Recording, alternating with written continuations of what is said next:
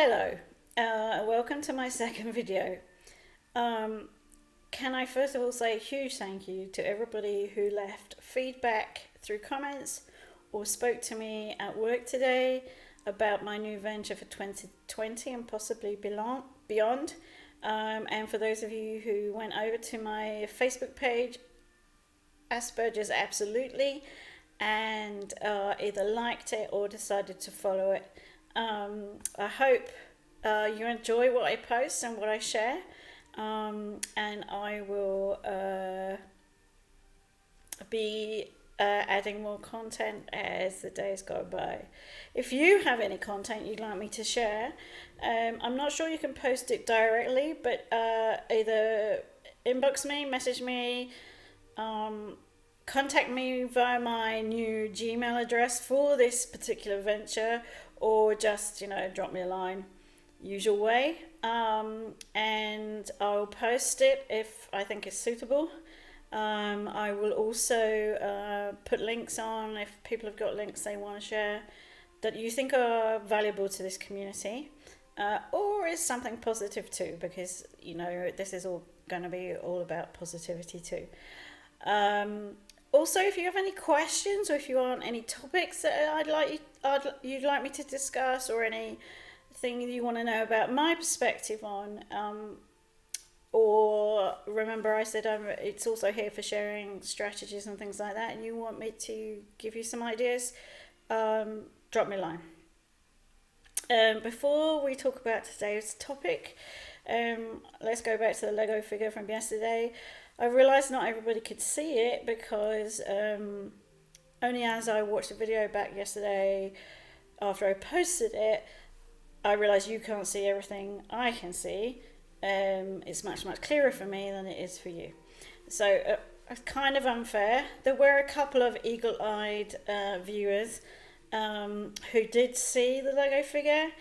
And Ranesh, you were never going to see it because... way too hard for you. So, here he is. Hang on, let me move. There we go. That's where he was yesterday. That's Doctor Strange. I've put today's Lego figure in a much more prominent place. And you should definitely see it. Okay. Decompression.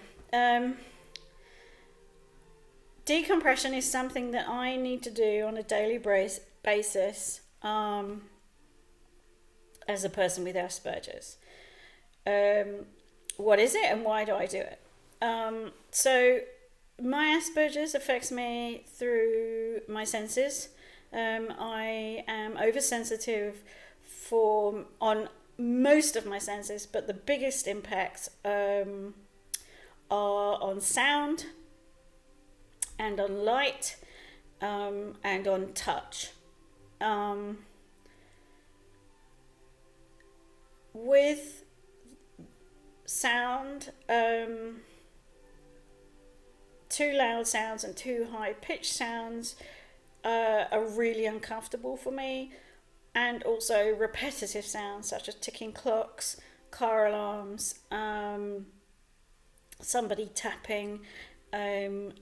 They actually work at my brain, and it's very hard not to react to those sounds.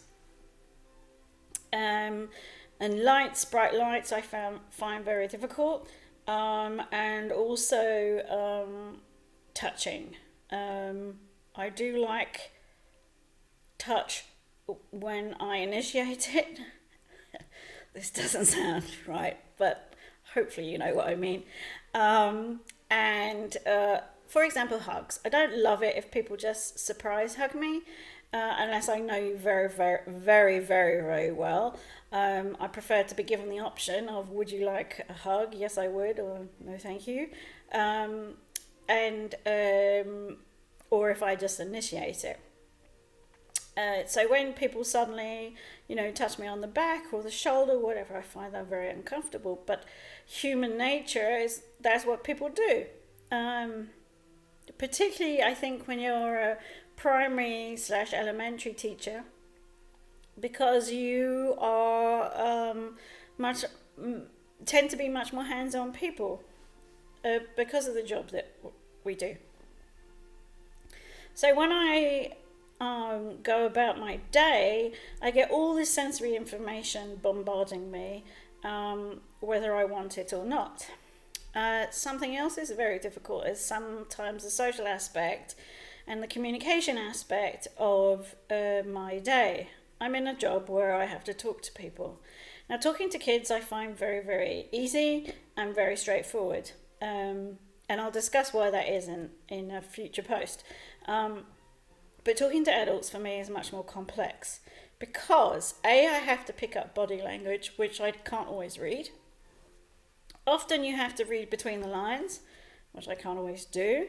And sometimes people do not tell the truth. Are you okay? Yes, I am. Are you okay? Yes, I am. Are you okay? No, I'm not okay. That's kind of what it's a bit like. That's what it seems like to me. Although it's probably far more subtle. And so in a busy school, you are bombarded with all this kind of information all day. And sometimes there's very little respite because we're busy creatures and we're in and out of classrooms. There may be, you might have duties, you might have after school clubs, you might have staff meetings, and all of that is just pouring more information and more stuff into my brain for it to process. I also have to now catch a tram to and from work. Now, catching it to work is not too bad because it's quite quiet. I can't always get a seat, but it's normally quite quiet. On the way home, such as this evening, it can be ram-packed, much like people who perhaps get the tube or the BTS home. And I was actually having to shout today to get off the tram because people wouldn't move. And shouting and schuldigung at the top of my voice. Well, excuse me, first of all, wondering why nobody will move. And that's more stress and more input into my brain.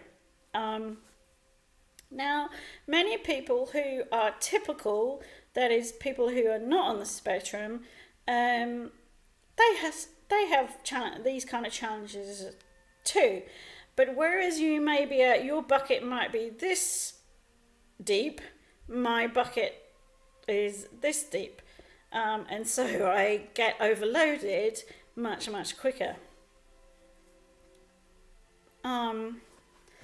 So when I get home, I have to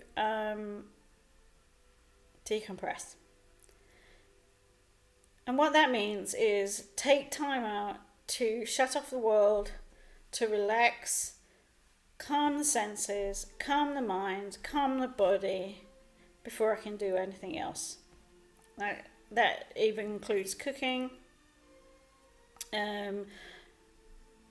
doing work for school, even playing my trumpet. I need to just calm right down and bring everything back down to a manageable level. And so kind of releasing the valve on my bucket, so a lot of that information, the sensory information, the verbal information, whatever, is released, it pours out, and there's space to put more things back into it.